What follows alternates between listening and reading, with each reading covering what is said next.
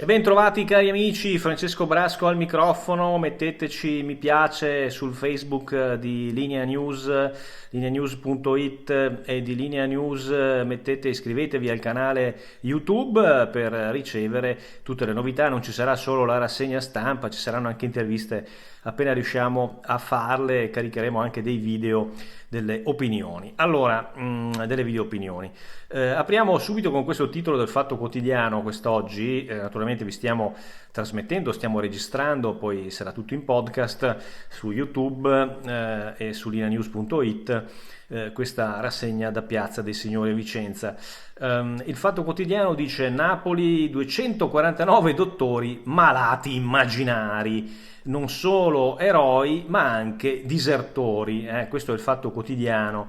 Il direttore delle emergenze del Cardarelli dice: paura Covid, certificati medici fasulli per stare a casa, per loro provo solo commiserazione. È un articolo di Caporale qui che poi prosegue a pagina 3 sul Fatto Quotidiano. Questo è anche questo, perché ad esempio il Mattino di Padova, guardate qua, picco ancora lontano, questo è il titolone, Mattino di Padova, il virologo Palù dice: l'epidemia ha tempi lunghi, a Padova ieri 4 decessi in 24 ore, reclutati 1000 medici e infermieri, sapete sono state 2 ondate di reclutamento da parte della regione Veneto.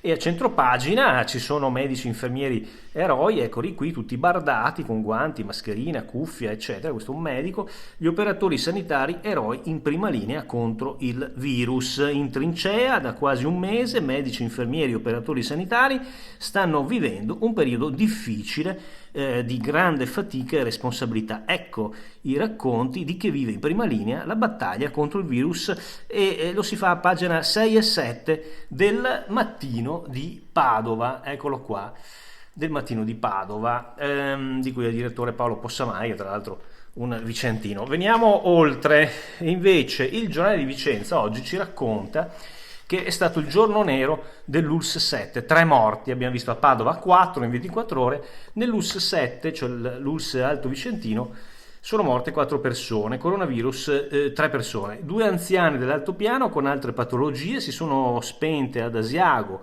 e un 85enne di Piovene a Sant'Orso. Francesca Cavellagna racconta questo bollettino, Gianmarco Mancassola sigla l'editoriale di oggi, il nuovo mondo dopo questa guerra, sì, perché dobbiamo pensare anche dopo, al dopo coronavirus, ci sono tante ripercussioni economiche e Gianmarco Mancassola traccia un possibile scenario e lo vediamo poi a pagina 8. 1000 rinforzi per gli ospedali sul Giornale di Vicenza, l'abbiamo già visto, è Cristina Giacomuzzo che segue la cronaca regionale. Zaia annuncia di assumere contro il Covid-19 medici e infermieri in pensione, 21 rianimatori e anche gli specializzandi.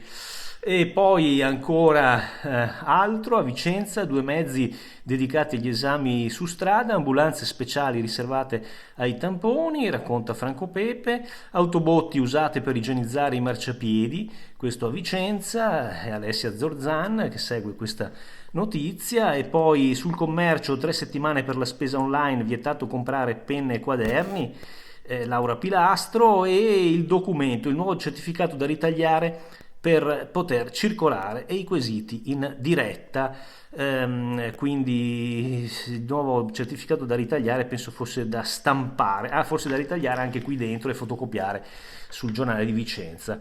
Poi sono i raccolta fondi per il San Bortolo e ancora ad Arzignano viene lasciato dalla fidanzata e pubblica una foto osè per vendetta. Diego Neri, qui stiamo parlando di cronaca a questo punto giudiziaria. Veniamo oltre, abbiamo visto i giornali, il Fatto, il Giornale di Vicenza e il Mattino in prima pagina. La Verità velocemente: ritornano i confini ma non per i migranti, oltre 30.000 casi, migliaia di multe a chi viola la quarantena. Questo è il giornale di Maurizio Belpietro. Cosa scrive? Col virus arrivano le nazionalizzazioni e le nostre imprese rischiano, attenzione. L'Unione Europea si blinda all'esterno e all'interno, presto respingeremo i francesi e gli austriaci, con l'incredibile eccezione dei richiedenti asilo, purché non premano alle frontiere greche e non minaccino la Germania. un interessante intervento di Marcello Veneziani sulla Verità di oggi, il contagio avvolto nel mistero riporta l'uomo high-tech nelle caverne. Questo è il ragionamento di Marcello Veneziani, da cui parte, e poi a pagina 15 segue sicuramente qualcosa da leggere. Di solito Marcello Veneziani ci ha abituato a letture con una visione, diciamo, conservatrice, ma sempre molto interessanti. A centropagina la resa dopo le rivolte, per i carcerati c'è un indulto mascherato, qui c'è il ministro della giustizia, e ad aprile altri soldi oppure la troica.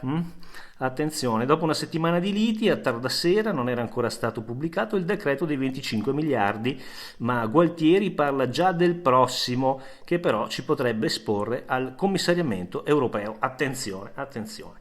Poi, sempre sulla Verità, mettere al mondo un figlio per sfidare la paura, ma magari, perché la crescita demografica servirebbe, ne parla Francesco Borgonovo. E poi la notizia degli europei di calcio sono stati rinviati al 2021, i campionati si allungano fino all'estate, sempre sulla Verità. Chiudiamo con il Corriere della Sera, il Corriere del Veneto.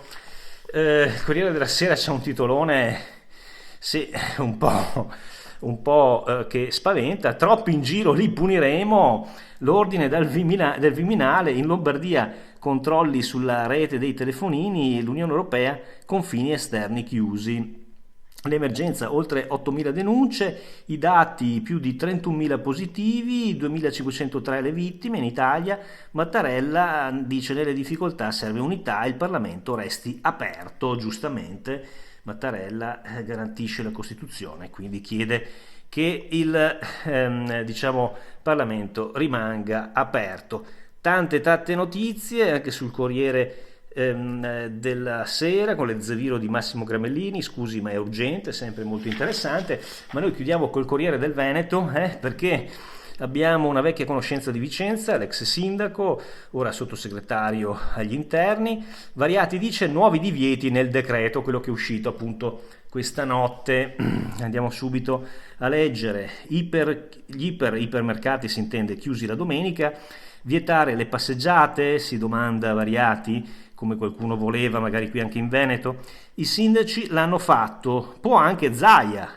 Scuole verso un altro stop, cioè non basterebbe rimanere chiusi fino al 3 aprile, probabilmente si va fino a vacanze di Pasqua comprese. Il titolo sopra, scusate l'occhiello: coronavirus, il sottosegretario Veneto agli interni, cioè Achille Variati, dopo la richiesta del governatore Luca Zaia su una nuova stretta, seconde case, presto il giro di vite.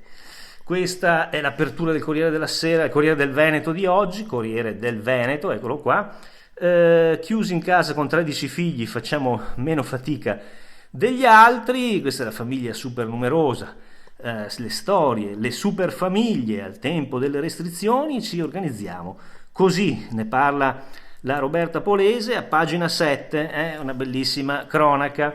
E poi 1.000 assunzioni negli ospedali, arrivano anche 500 neolaureati.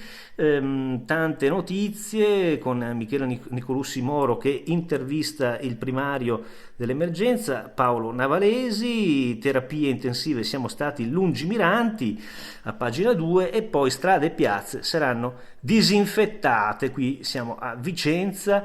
Vicenza, parte la polizia in città e provincia, alla polizia locale 700 chiamate al giorno. Noi ci fermiamo qui con i nostri giornali del Veneto. Il giornale di Vicenza dov'è? Eccolo qui, facciamolo vedere. Poi ci dicono: non fate vedere i giornali del Veneto. Eccoli qua. Noi oggi abbiamo trovato in edicola giornale di Vicenza, Mattino e Corriere del Veneto. Eccoli qua, perfetto. Ci fermiamo qui, mettete mi piace sul canale, questo qui Linea News Web TV, e una risentirci a domani.